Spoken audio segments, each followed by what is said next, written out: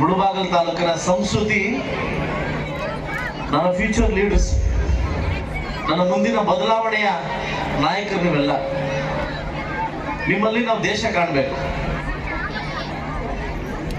ಮೊಟ್ಟ ಮೊದಲ ಬಾರಿಗೆ 75ನೇ ಗಣರಾಜ್ಯೋತ್ಸವ ಶುಭಾಶಯಗಳನ್ನು ತಿಳಿಸುತ್ತಾ ವೇದಿಕೆ ಮೇಲೆ ಆಸೀನರಾಗಿರ್ತಕ್ಕಂಥ ತಾಲೂಕು ದಂಡಾಧಿಕಾರಿಗಳು ಶ್ರೀಮತಿ ಸೋದರಿ ಸಮರಾಗಿರ್ತಕ್ಕಂಥ ರೇಖಾ ಟಿ ಅವರೇ,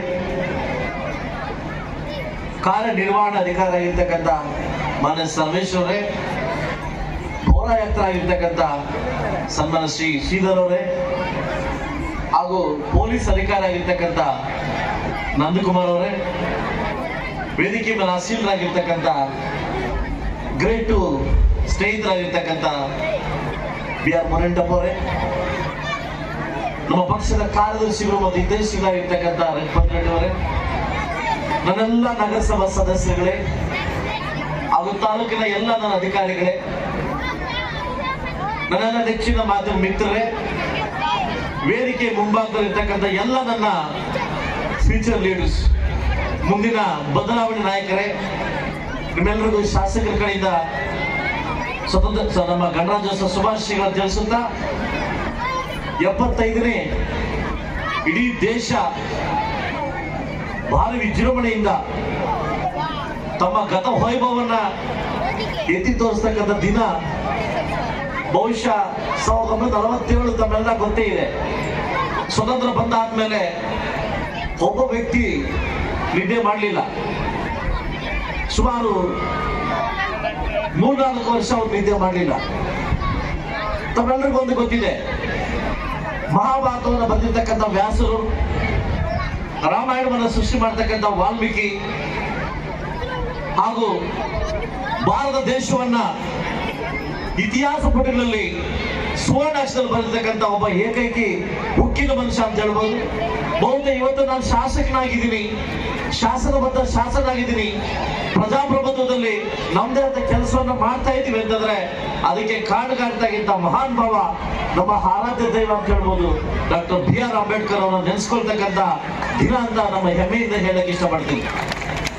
ಬಹುಶಃ ಅವ್ರ ಹೆಸರು ಹೇಳಿದ್ರೆ ಏನೋ ಬಂದ ರೋಮಾಂಚನ. ಬಹುಶಃ ಏನಾದರೂ ಸಂವಿಧಾನವನ್ನು ರಚನೆ ಮಾಡದೇ ಇದ್ರೆ ಬಹುಶಃ ಭಾರತ ದೇಶ ಅದು ಯಾವ ಮಟ್ಟಕ್ಕೆ ಹೋಗ್ತಿತ್ತು, ಏನಾಗ್ತಿತ್ತು ಅಂತ ಗೊತ್ತಿರ್ಲಿಲ್ಲ. ಬಹುಶಃ ತಾವು ನೋಡ್ತಿರ್ಬೇಕು, ಈ ದಬ್ಬಾಳಿಕೆ, ಈ ಒಂದು ರೈತಗಿರಿಗೆ, ಜೀತದಾರಿಕೆ, ಬಡವನಾಗಿರ್ತಾ ಇದ್ರು, ಶ್ರೀಮಂತನಾಗಿ ಇರ್ತಾ ಇದ್ದ.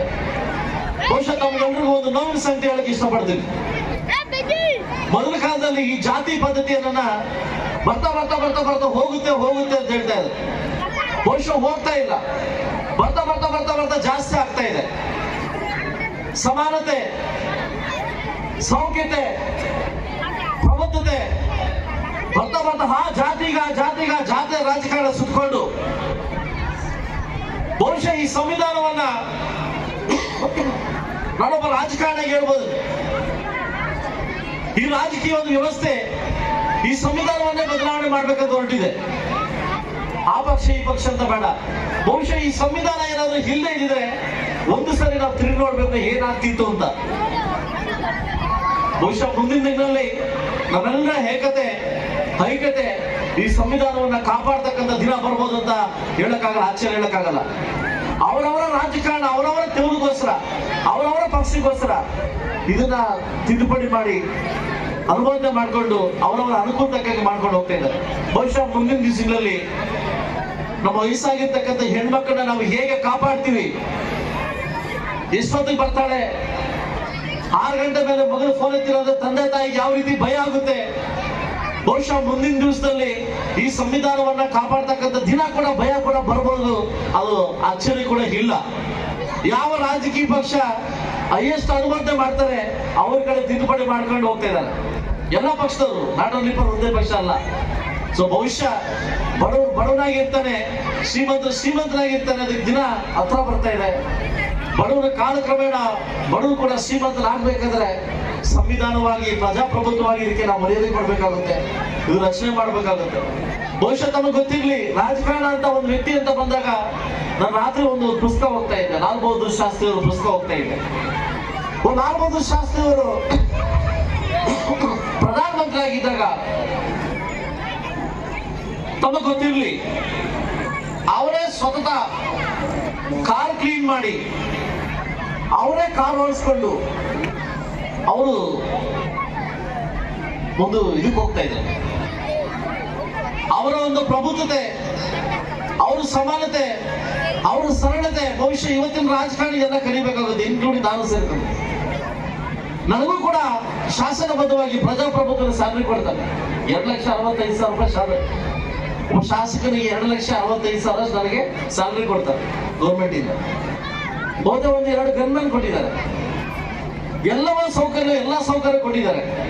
ಆದ್ರೆ ಅವತ್ತಿನ ಸಜ್ಜನ ರಾಜಕಾರಣಿ ಬಗ್ಗೆ ಇವತ್ತು ಹೇಳ್ಬೇಕಂದ್ರೆ, ಹೋಗ್ತಾ ಹೋಗ್ತಾ ಸಂವಿಧಾನ ಯಾವ ರೀತಿ ಕೇಳ್ತಾ ಇದೆ, ಪ್ರಜಾಪ್ರಭುತ್ವ ರಾಜಕಾರಣ ಯಾವ ರೀತಿ ಕೇಳ್ತಾ ಇದೆ ಅನ್ನೋದಕ್ಕೆ ಒಂದು ಎಕ್ಸಾಂಪಲ್ ಹೇಳ್ತೀನಿ. ಅವರ ದೂರ ಸಂಬಂಧಿ ಮನೆಗೆ ಬಂದಿರುತ್ತೆ.